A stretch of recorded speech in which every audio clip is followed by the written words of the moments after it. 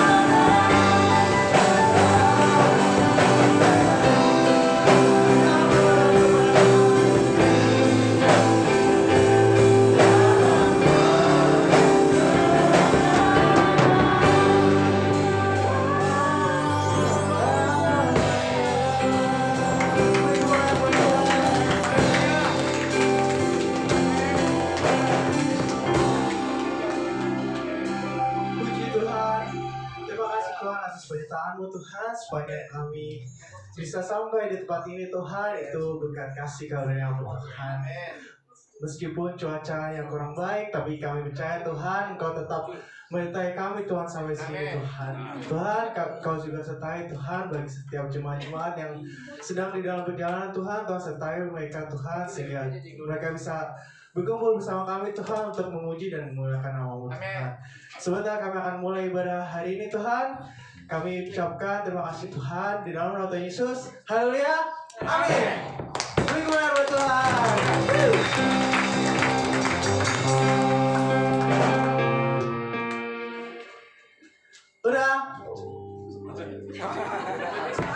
Udah semangat belum? Amin.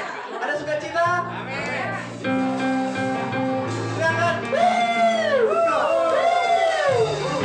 Nah, kita akan punya kuasa di bumi di surga.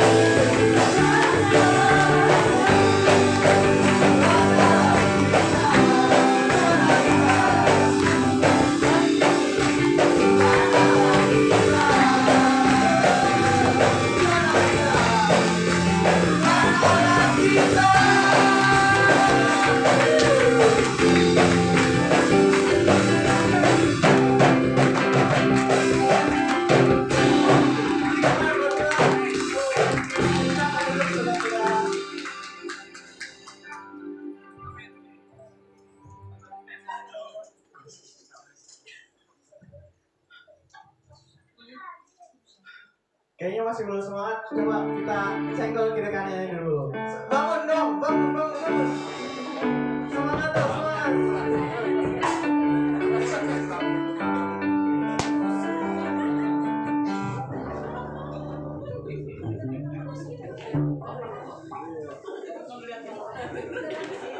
Masih semangat buat memuji Tuhan? Amin. Amin.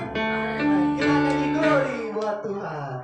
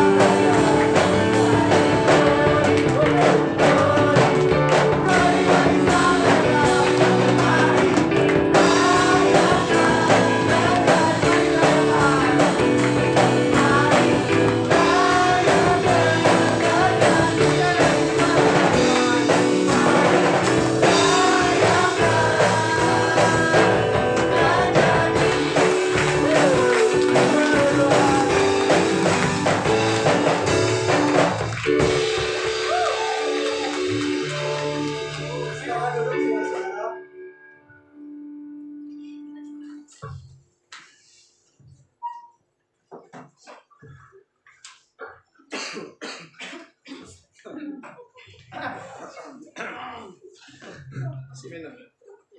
Haus ya.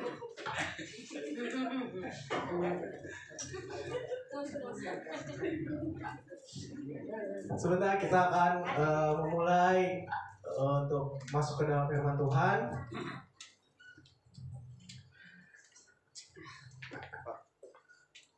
Makasih. Minum dulu.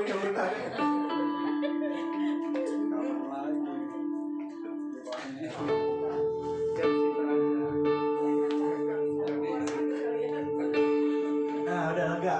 Ayo, mari sama-sama kita masuk ke dalam firman Tuhan. Kita siapkan hati kita.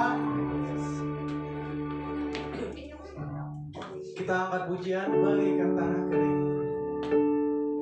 Mengalirlah Tuhan di tempat ini. Marilah kuasa Roh Kudus telah hadir. Yang merindukan air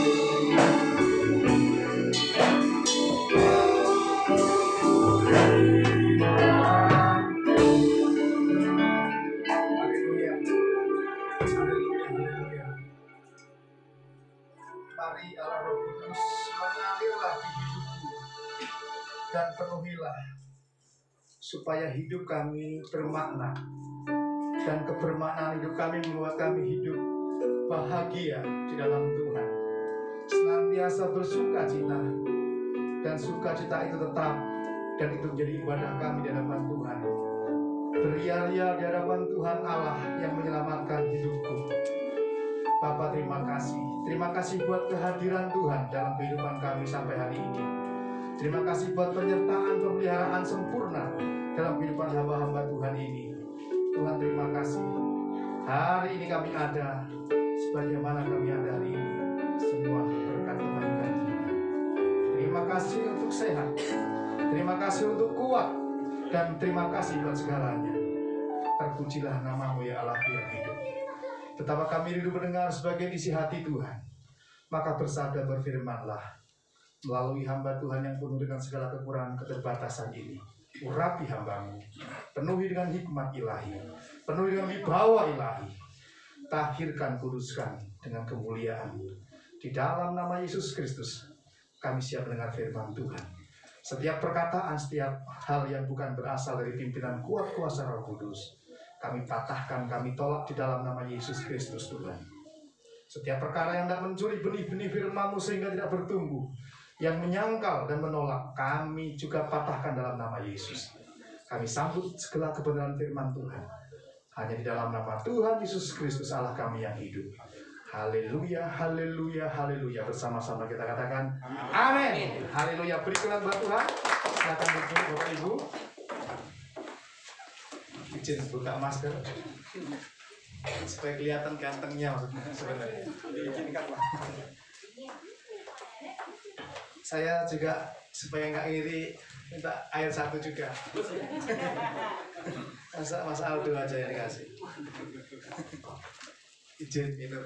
Saudara mau minum boleh ada di belakang. Nanti. Oh ya, sorry. Bisa. Saya sudah belajar ini.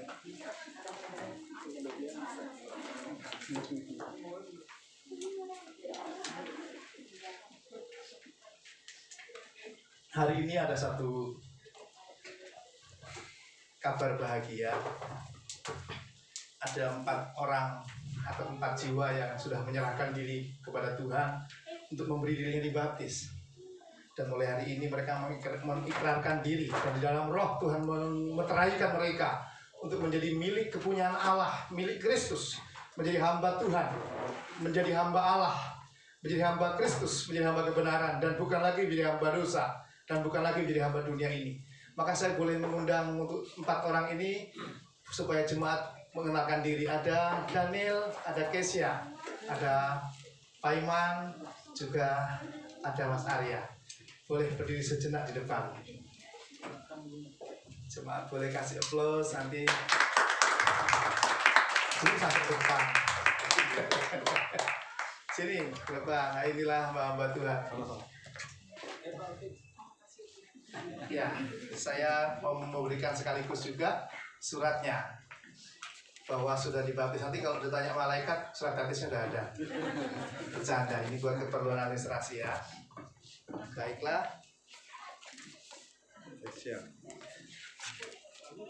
Ini buat Kesia, Sharon, Natalia. Oh, saya mau dari sini. Oh iya, saya. Selamat.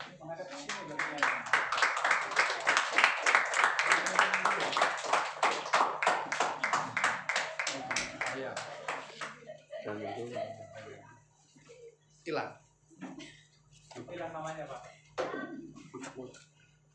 Oh, hilang. Daniel coba lihat. Oh, Daniel. Saya baca pasti Daniel. Daniel. Daniel Glenn Ricardo, betul ya? Oh, selamat. Paiman. Ini buat Paiman Sitinja. Paiman apa Paiman? Masa Paiman? Kadang-kadang suka salah panggil Parman. Arya Febrian Sugiwan. Selamat ya. Terus, selamat ya. Sekali lagi boleh kasih aplaus. Haleluya. Saya terlalu meyakini seturut firman Tuhan, barang siapa yang sudah menerima Yesus sebagai Tuhan juru selamatnya pribadi dan menerimanya sebagai Tuhan, dia adalah hamba Tuhan. Jadi siapa hamba Tuhan di sini? Kalau saya bilang angkat tangan, maka semua yang di dalam Tuhan dia adalah hamba Tuhan. Jadi bukan cuma yang berdiri pakai jas ini hamba Tuhan, tidak. Kita semua sama-sama hamba Tuhan. Jadi bukan lagi hamba dosa, bukan lagi hamba dunia, tapi hamba Tuhan, hamba kebenaran. Amin. Cuma 2. Amin. 4.000 maksudnya. Baiklah. Kita akan membuka Alkitab kita di dalam 1 Petrus pasal 4. Teman-teman yang baru dibaptis kalau berkesempatan boleh baca 1 Petrus ini. Tadi malam saya baca semua, itu ada tentang baptisan segala. Dalam. Ayat-ayatnya luar biasa menarik. Tadi saya sempat diskusi dengan Pak Irmawan. Tapi saya ingin membatasi di dalam 1 Petrus pasal 4, 7 sampai 11.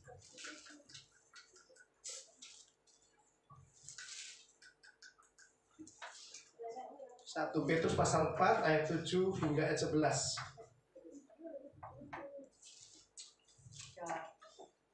Saya betul dapatkan. Hidup orang Kristen. Nah, baiklah. Kita akan baca firman Tuhan. Demikian firman Tuhan. 1 Petrus pasal 4 ayat 7 hingga ayat 11. Kesudahan segala sesuatu sudah dekat. Karena itu kuasailah dirimu dan jadilah tenang, supaya kamu dapat berdoa. Lanjut. Tetapi yang terutama, kasihilah sungguh-sungguh seorang akan yang lain, sebab kasih menutupi banyak sekali dosa. Berilah tumpangan seorang akan yang lain dengan tidak bersungut-sungut. Layanilah seorang akan yang lain sesuai dengan karunia yang telah diperoleh tiap-tiap orang, sebagai pengurus yang baik dari kasih karunia Allah. Jika ada orang yang berbicara, baiklah ia berbicara sebagai orang yang menyampaikan firman Allah. Jika ada orang yang melayani, baiklah ia melakukannya dengan kekuatan yang dianugerahkan Allah, supaya Allah dimuliakan dalam segala sesuatu. Karena Yesus Kristus, Dialah yang mempunyai kemuliaan dan kuasa sampai selama-lamanya. Amin. Berbahagia orang yang mau belajar setiap hari membaca, mendengar, dan merenungkan firman Tuhan dalam hidupnya, lalu belajar melakukannya hari lepas hari. Hari ini saya memberikan selamat kepada yang sudah memberi putusan untuk boleh hidup baru, jadi orang Kristen gitu ya, atau pengikut Kristus, meneladani Allah yang pernah menjadi manusia, meneladankan hidupnya. Maka Yesus selalu mengajak, ikutlah aku. Artinya menjadi seperti Yesus. Targetnya, standarnya menjadi sama seperti Tuhan. Apa yang Tuhan lakukan, apa yang Tuhan perkatakan, apa yang Tuhan pikirkan, apa yang Tuhan rasakan. Kita mau hidup sepemikiran seperti Tuhan. Kalau Tuhan penuh belas kasihan, selayaknya orang Kristen atau pengikut Kristus juga, ajaran Kristiani mengajarkan hatinya dipenuhi dengan belas kasihan. Hari ini ada beberapa hal kita mau belajar untuk menjadi orang Kristen atau pengikut Kristus. Menarik di ayat 7 dikatakan, kesudahan segala sesuatu sudah dekat. Kalau bicara kesudahan segala sesuatu berarti bukan hanya kesudahan hidup saya. Kalau cuma saya berarti kan belum segala sesuatu. Namun demikian, seringkali orang mengartikan bahwa kesudahan di sini adalah bisa jadi berarti kesudahan hidup kita. Karena ada yang mengatakan, kebetulan namanya Sophie, di Jerman zaman Nazi itu dia menulis buku. Sebelum besoknya dihukum mati, dia menulis satu cerita atau satu tulisan. Kita tidak tahu apakah besok saya masih hidup. Artinya segala sesuatu itu bisa saja berlalu tanpa kita tahu. Tapi kalau kata-kata segala sesuatu ini bicara lebih tepatnya Petrus menekankan, karena ayat-ayat yang lain di dalam surat Petrus ini mengatakan tentang kesudahan zaman, atau zaman ini akan berlalu. Saya nggak lagi nakut-nakutin, tertakut tahu-tahu buru-buru pengen kawin semua yang belum punya pacar. Kalau udah punya pacar sih tidak apa-apa, Kalau yang belum punya pacar ya jangan, pacaran dulu biar kenal dulu, baru kawin gitu ya. Akhir zaman ya akhir zaman, ini 2000 tahun yang lalu ditulis, juga belum kiamat. Tetapi setidak-tidaknya satu pelajaran bahwa hari ini ketika saya membacakannya ini, kita mendengar ini jauh lebih mendekat dibanding tahun 2000 tahun yang lalu. Ditambah lagi katanya Nobel mau diletuskan kan begitu, bercanda. Tidak nakut-nakuti. Kita tahu-tahu semua dagangan dibawa kemari karena akhir zaman. Sehingga nggak ada yang dagang, semua suruh makan jemaat. Saya tadi mengeluh, ini pendeta kapan kurusnya? Kalau jemaat ngecor makanan terus gitu saudara ya. Tetapi menarik bahwa ini adalah satu kesempatan artinya.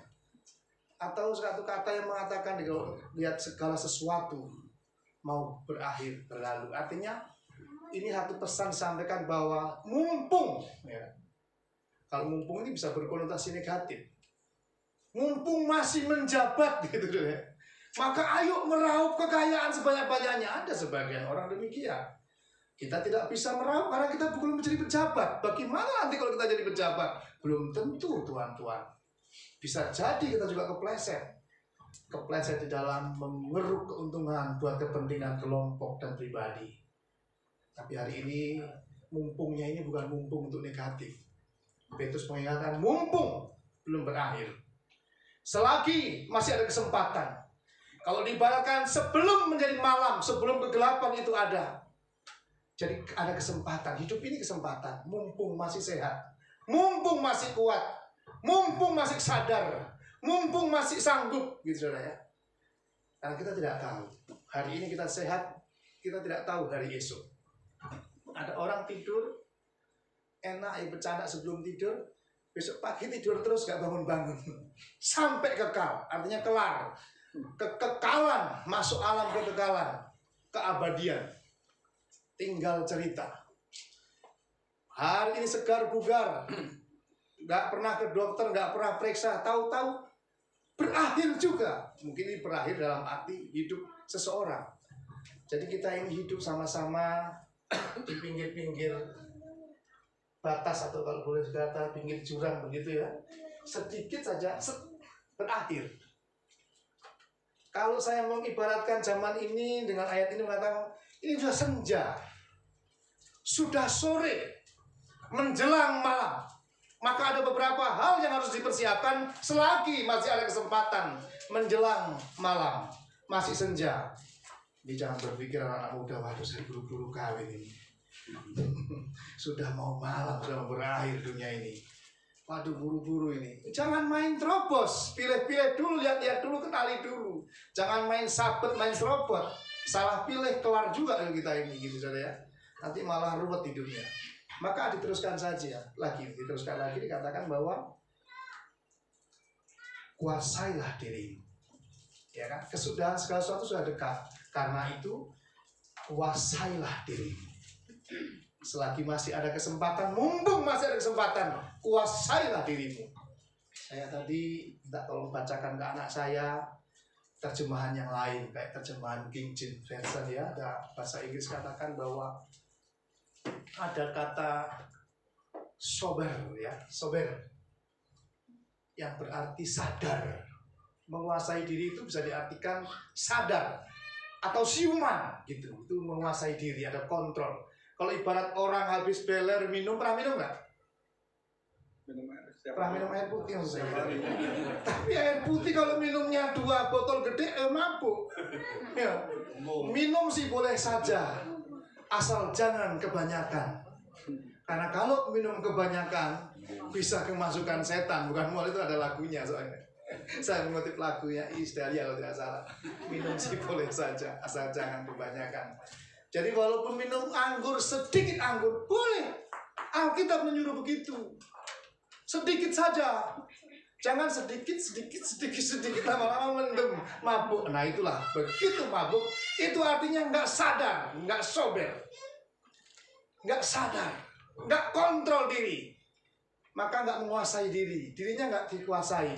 Kadang-kadang orang yang mabuk itu bisa menceritakan rahasia-rahasianya yang seharusnya orang lain nggak dengar, dia dengar. Dia ngomong terus nggak kontrol diri, gitu. Itu nggak namanya nggak menguasai diri. Makanya kuasailah diri bisa berarti adalah sadar dari mabuk gitu. Jangan mabuk hidup ini. Nah, biasa orang menguasai diri ini sebenarnya berteman dekat dengan ketenangan. Maka ada di dalam Amsal pasal 16 ayat 30 dikatakan orang yang sabar itu lebih dari seorang pahlawan. Kalau mau tampilkan, tampilkan. Kalau mau saudara baca, baca. Tetapi orang yang menguasai diri itu orang lebih daripada orang yang menguasai kota. Dan orang yang tidak menguasai diri seperti kota yang roboh, yang runtuh. Jadi tidak ada kebahagiaan, tidak ada ketenangan. Maka pentinglah sadar dan menguasai diri. Maka tidak mungkin orang nggak bisa menguasai diri bisa tenang.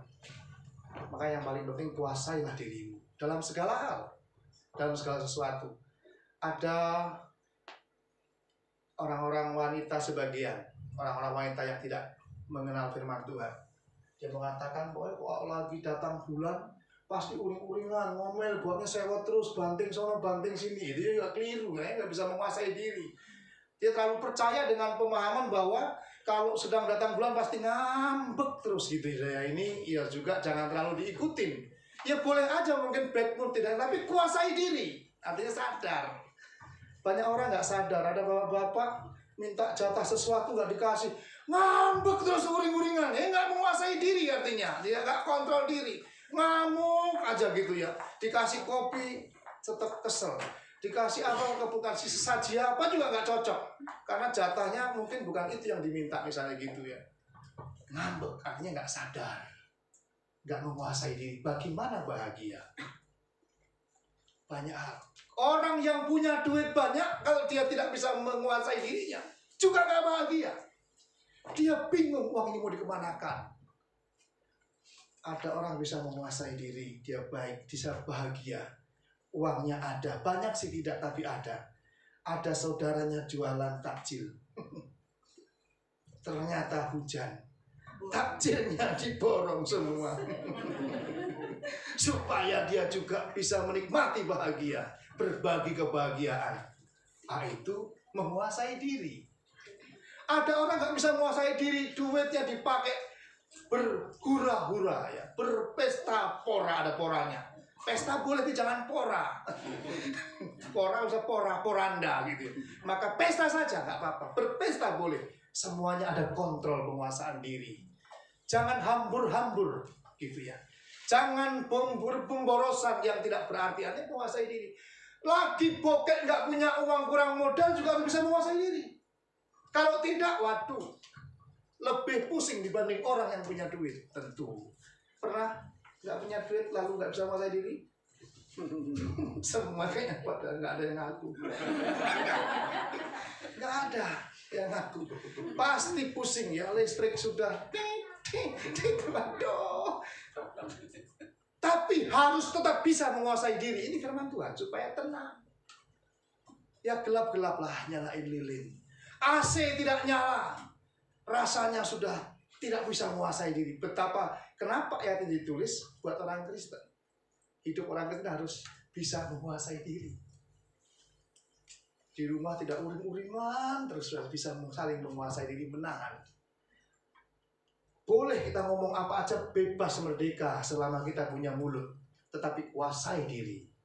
Statement apapun boleh saja, tapi tahan, ada penguasaan diri. Kalau tidak bahagia, karena tidak akan tenang. Terburu-buru mengikuti rasa kesal, cepat mengambil keputusan tanpa harus menguasai diri. Akhirnya dia pasti tidak tenang. Mau ketemu ini salah, ketemu itu salah, semua orang salah. Padahal dia yang salah. Karena apa? Tidak bisa menguasai diri, ya bahagia. Baik itu di tengah-tengah keluarga, di tengah-tengah kebersamaan dalam pelayanan, dalam gereja, harus bisa menguasai diri. Nggak dikit-dikit ngambul, nggak dikit-dikit ngambek, nggak dikit-dikit marah, nggak dikit-dikit kesal, nggak dikit-dikit walk out. Nggak begitu caranya menguasai diri. Nah, ini ilmu yang sangat harus dipelajari. Saya menyampaikan ini bukan cuma bagi jemaat, bukan saya juga.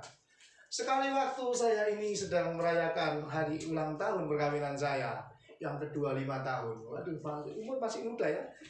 Baru 30-an tapi sudah 25 tahun menikah. Udah menikah umur 5 tahun ini ya. Rasa muda saya. Merasa muda. Semangatnya, kekuatannya masih muda. Kalau saya main bulu tangis, kok kemana saya kejar, walaupun nggak kena, yang penting saya lari.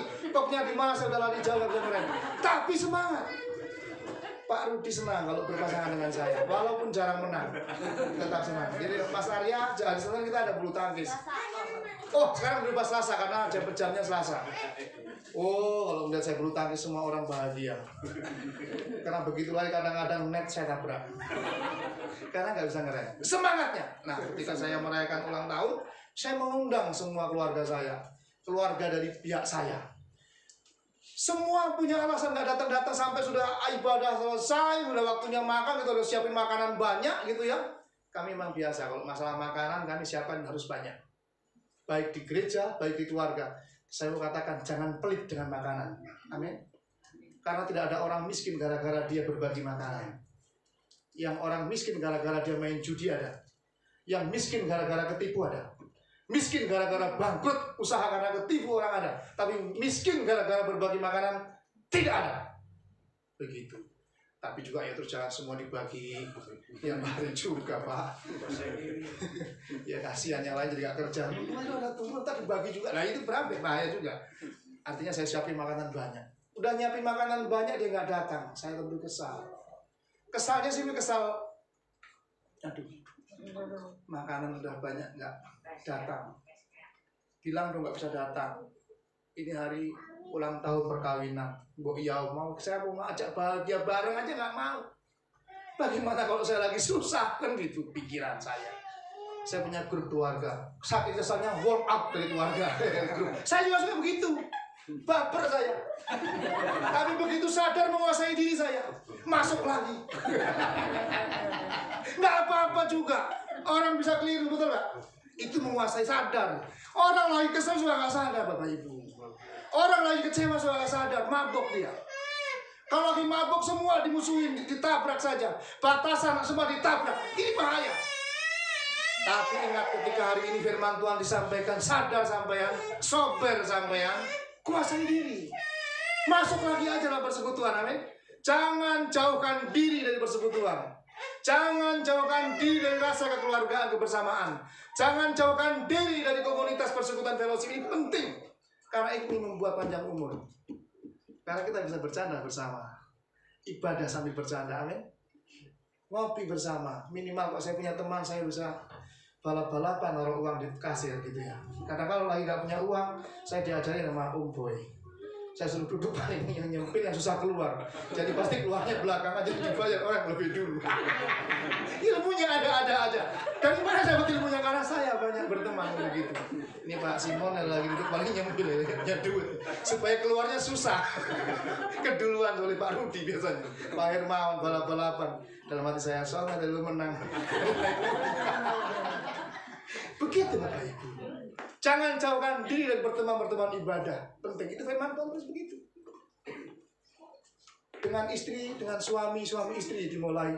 Jangan hilang kontrol dirinya, penguasaan dirinya. Sekesal apapun, uring-uringan apapun, kuasai diri sebab berdamai. Jangan biarkan matahari terbenam sebelum padam amarah. Jangan dibawa berhari-hari kesal sehingga dengan istri kita udah semakin lama semakin dingin. Yang ini tidur madep sana, yang madep sini. Mau terus begitu, waduh berabe ya. Padahal ada studi penelitian mengatakan orang yang rajin setiap pagi peluk istri, cium istri, panjang umur. Tapi jangan sekali-kali cium istri tetangga, pendek umur. Istri sendiri ya, harus disayangi karena itu bisa bikin bahagia. Kontrol diri, penguasaan diri. Sadar, bisa kesal, setiap orang bisa kesal. Jangankan kita manusia, malaikat aja bisa kesal ya. Pendeta banyak kesal. Pendeta yang pendeta berantem. Pendeta rumah tangganya berantakan. Kenapa? Tidak bisa menguasai diri. Ini ditulis bukan cuma buat jemaat, buat pendeta juga. Buat siapa saja. Sama.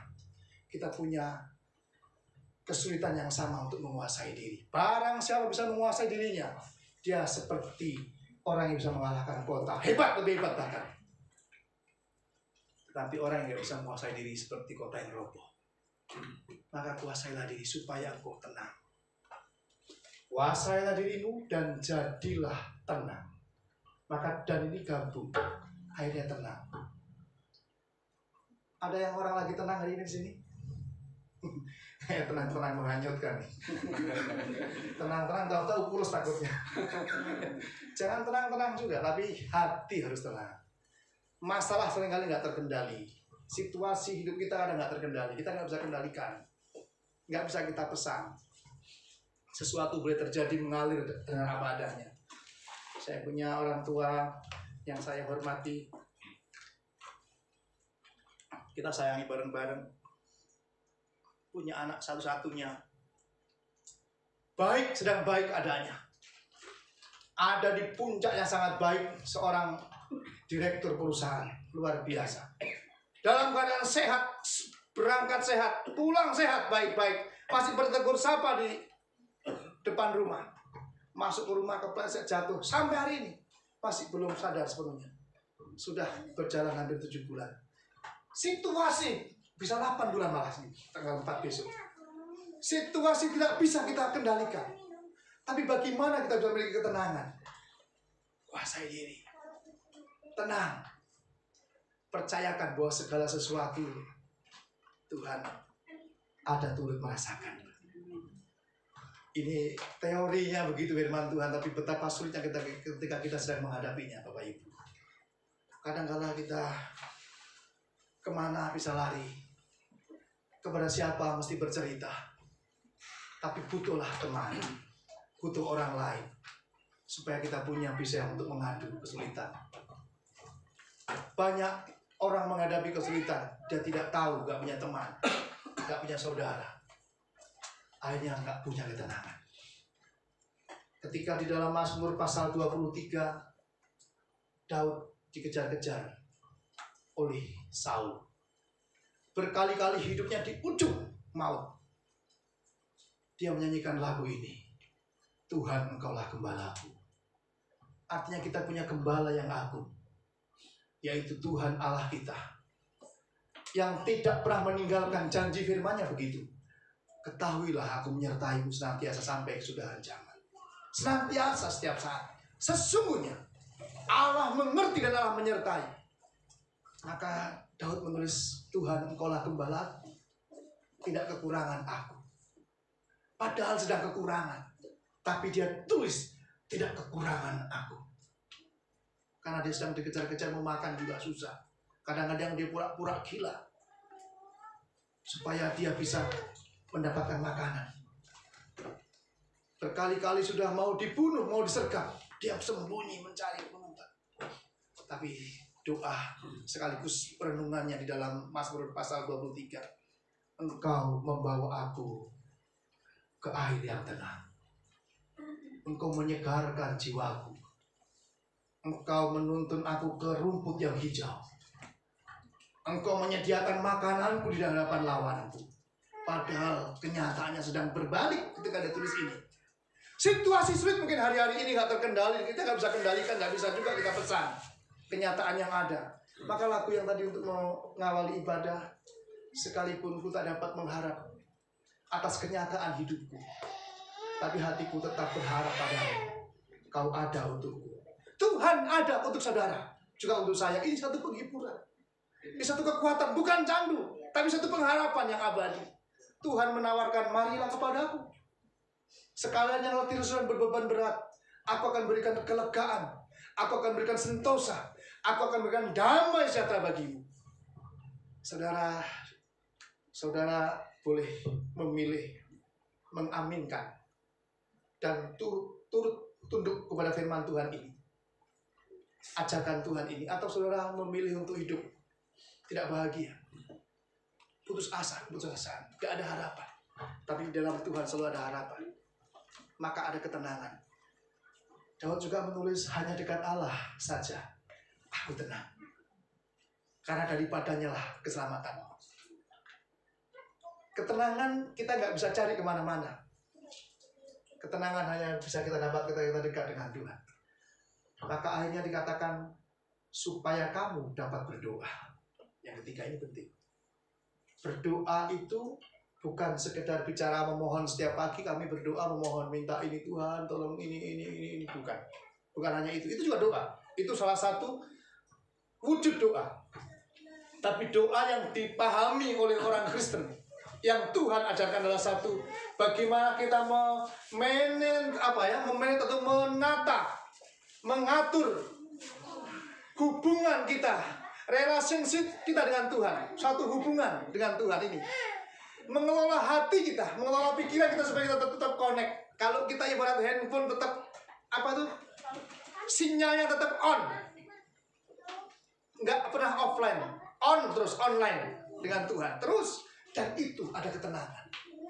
Itu doa, hubungan dengan Tuhan. Maka tenang, seberat apapun masalah, Tuhan katakan, aku menyertaimu. Tidak ada pilihan lain. Maka ada yang mengatakan, kemana aku mencari Tuhan? Ke jurang yang paling dalam aku cari, nggak dapat damai. Ke gunung tinggi aku cari, nggak ada. Tapi aku hanya dapatkan di dalam Tuhan, di dalam Yesus Tuhan, di dalam Allah yang menyelamatkan aku. Tidak ada keselamatan di dunia ini kecuali datang dari Tuhan, berharap pada Tuhan. Maka diberkati dan berbahagialah orang yang menaruh harapannya kepada Tuhan. Jangan mengharapkan kepada manusia. Ada sementara orang kecewa karena dia mengharapkan orang bisa menolong. Padahal Alkitab mencatat, jangan berharap kepada manusia. Bukan hanya katakan jangan, terkutuklah orang yang berharap kepada manusia, yang menaruh harapannya kepada manusia, dan yang mengandalkan pengertian dan kekuatannya sendiri. Tapi diberkatilah orang yang mengandalkan dan menaruh harapannya kepada Tuhan. Tenang, teduhlah hatiku, tenanglah hatiku, tenanglah kini hatiku, Tuhan memimpin jalanku. Saudara-saudaraku yang ada dibaptis, kekristenan tidak menawarkan jalan tol atau jalan mulus. Yesus tidak pernah, kalau kita baca surat Petrus ini, tidak ditawarkan jadi Kristen lalu semuanya baik-baik saja. Yang sakit pasti sehat terus, tidak. Yang miskin tahu-tahu jadi kaya, enggak. Yang nganggur tahu-tahu ada pekerjaan tanpa melamar, ya enggak. Melamar dulu, cari pekerjaan dengan berjuang. Jadi tidak pernah ditawarkan untuk hidup dalam jalan yang mulus tanpa hambatan, jalur bebas hambatan, tidak. Sama, kurikulumnya sama, mengalami penderitaan yang sama. Ada suka, ada duka, ada sakit, ada sehat, ada keterpurukan, ada kejatuhan, tapi juga ada kebangkitan. Semuanya kita alami yang sama. Semua manusia di dunia ini mempunyai kurikulum pelajaran yang sama. Hanya saja, ketahuilah aku menyertaimu senantiasa dan jalanmu akulah yang menuntun. Dituntunnya jalanku. Amin. Ke lembah hijau dituntunnya aku. Kemanapun di lembah yang curam dituntunnya aku. Ketika kita kegelapan tongkatnya menghibur. Gadamu yang menghibur aku. Aku tahu Tuhan kau ada. Menyadari keberadaan Tuhan. Ini suatu pengalaman. Teman-temanku yang ada dibaptis, ya kalau nanti mengalami kesulitan jangan undur, jangan tinggalkan Tuhan. Percayalah, Tuhan selalu hadir menuntun jalanmu. Tidak selalu mulus dan tidak selalu rata. Tuhan juga nggak berjanji selalu cerah, tapi Dia berjanji memberi kekuatan. Amin. Kekuatan tidak mengurangi bebanmu, tapi Dia menambah kekuatan kepadamu. Amin. Amin ya. Aminnya ragu-ragu. Karena memang begitu berat. Siapapun dia mengalami kesukaran, susah. Saya tidak pernah menawarkan menjadi Kristen jadi enak, tidak. Hadapi kenyataan hidup ini. Jalani saja. Kalau tidak mampu, ya sudah, taruh saja. Tetap saja tunggu nantikan Tuhan. Berdiam diri hadiratnya. Jalin hubungan dengan Tuhan. Tapi jangan pernah berhenti di tengah jalan. Jalani terus saja. Melangkah, tetap melangkah. Berdoa. Tidak hanya sekedar bicara ngomong, tapi hubungan dengan Tuhan. Baik. Alami kasih-Nya. Alami penyertaannya. Maka doa juga adalah perenungan firman Tuhan. Baca firman Tuhan. Teman-temanku yang hari ini mau dibaptis, baca firman Tuhan. Berapapun sudah bisa baca, baca. Bisa urut-urut, gak bisa urut, yang penting baca firman Tuhan. Renungan-renungan sekarang banyak tersaji. Baca, belajar. Itulah jalan hidup. Menyadari, merasakan, mengalami penyertaan Tuhan. Maka seterusnya nanti setelah kita hidup bisa menguasai diri, ada ketenangan. Setelah ada ketenangan kita bisa merasakan relasi. Ternyata dapat karena kita ada relasi dengan Tuhan. Dan relasi dengan Tuhan ini dijawantahkan dalam ayat berikutnya. Silakan lanjut ayat yang ke-8 dan seterusnya. Kita akan baca. Ini sudah. Tetapi yang terutama kasihlah sungguh-sungguh seorang akan yang lain, sebab kasih menutupi banyak sekali dosa. Terus 9. Berilah tumpangan seorang akan yang lain dengan tidak bersungut-sungut. Terus layanilah seorang akan yang lain sesuai dengan karunia yang telah diperoleh tiap-tiap orang sebagai pengurus yang baik dari kasih karunia Allah. Sampai habis. Satu lagi ayat 11.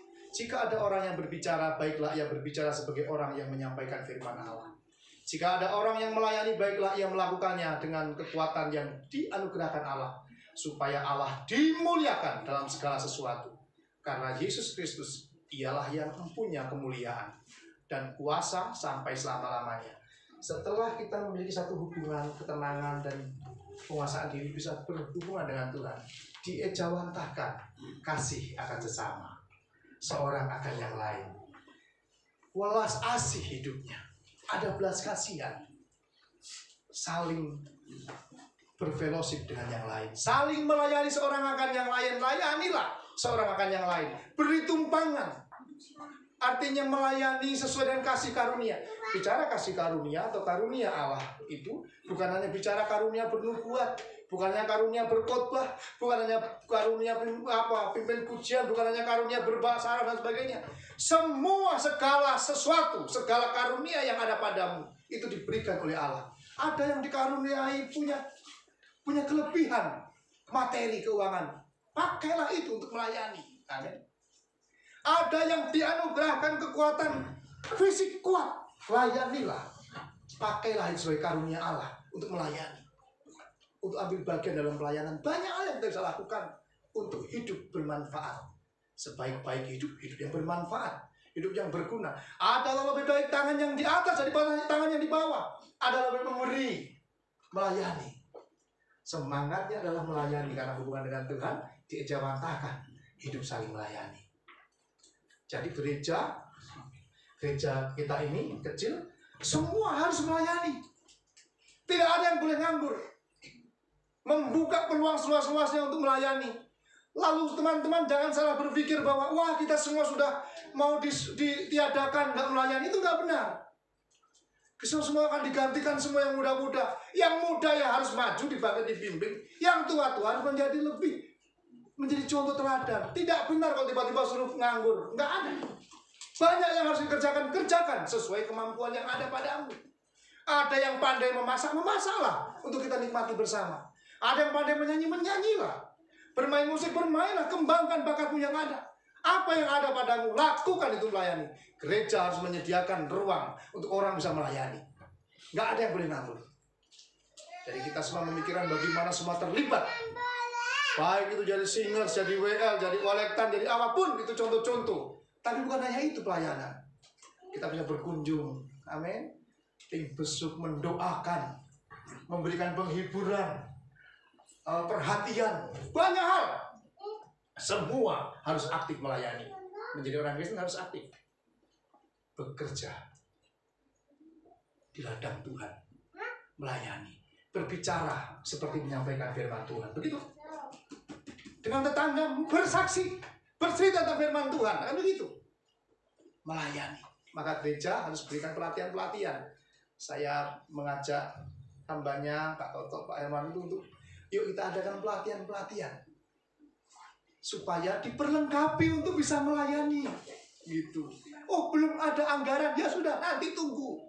Maksudnya begitu. Tapi bisa salah paham orang. Wah, kita diberhentikan. Wah, ribut ada, nggak menguasai diri. Semua harus melayani. Jadi anak-anak muda, Ruth semua, ketika Tuhan tunjuk untuk belajar melayani, katakan iya. Amin. Amin. Oh. Jangan berkata tidak. Sebab apa? Ini adalah mengejawantahkan, mewujud nyatakan hubungan kita dengan Allah. Kasih kita kepada Allah, kita wujudkan kasih kepada sesama, saling melayani. Di gereja, di keluarga, dimanapun, layani seorang akan yang lain. Beri senyum. Walaupun pakai masker, melayani. Senyum itu ibadah. Ramah tamah seorang akan yang lain. Tegur sapa. Ada yang baru datang, langsung beri salam. Ada yang baru datang hari ini, datang pertama kali? Ayo, angkat tangan coba. Ibu, udah salam belum tadi, Bu? Belum. Ini kebangetan. Ini kebangetan. Karena dia belum tahu fungsinya di sini untuk apa. Di sini fungsinya, saudara, ke gereja ini bukan cuma untuk duduk, nyanyi-nyanyi, dengar firman Tuhan, pulang. Bukan. Tegur, sapa, selayani seorang yang lain begitu. Baru datang ini. Waduh, gitu. Salamin dong.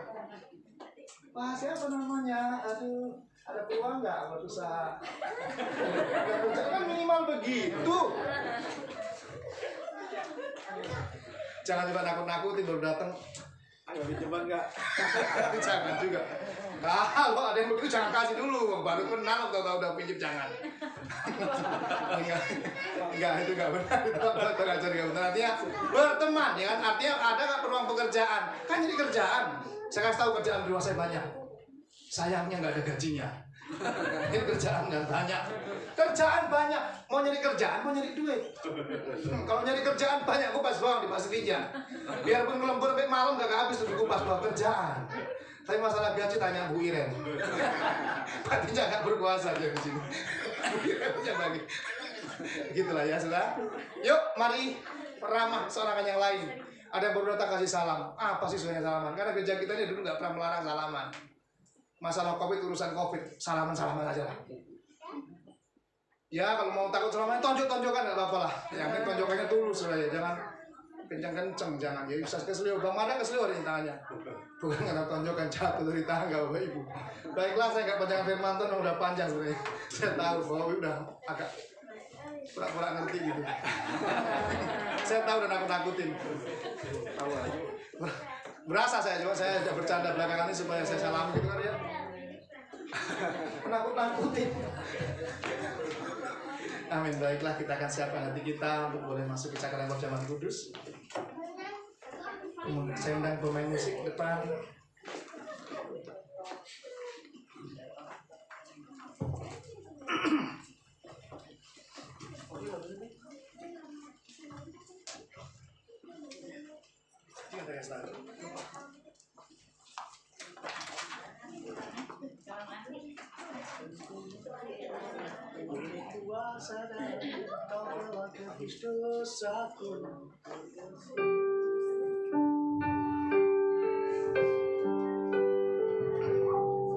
Saya boleh mengundang petugas perjamuan juga, Pak?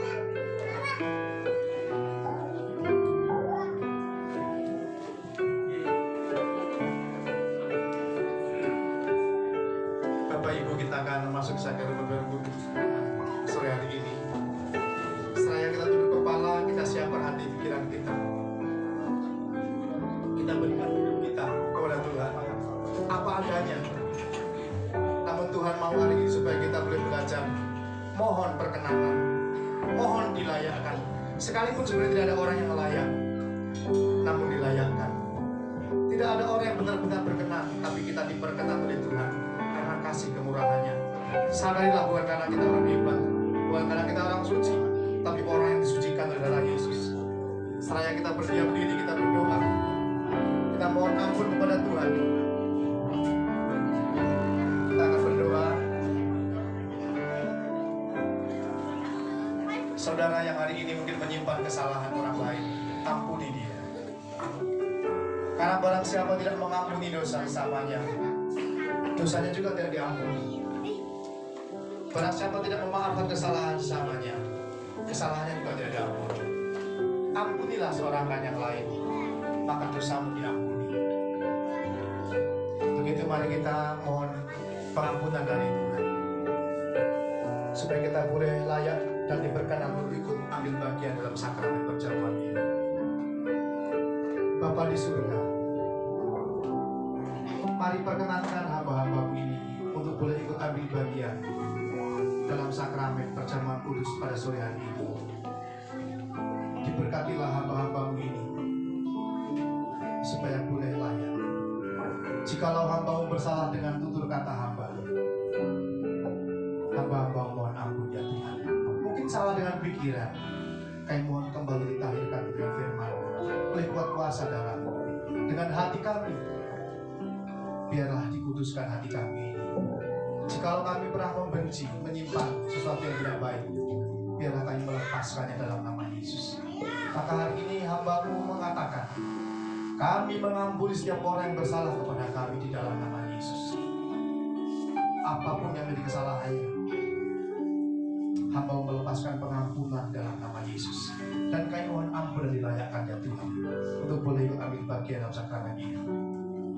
Berkati kedua hamba Tuhan yang hari ini Tuhan pilih untuk boleh melayangkan dan melayan perjamuan. Kuduskan, tahirkan, meteraikan ini di hadapan Tuhan di satu kebenaran.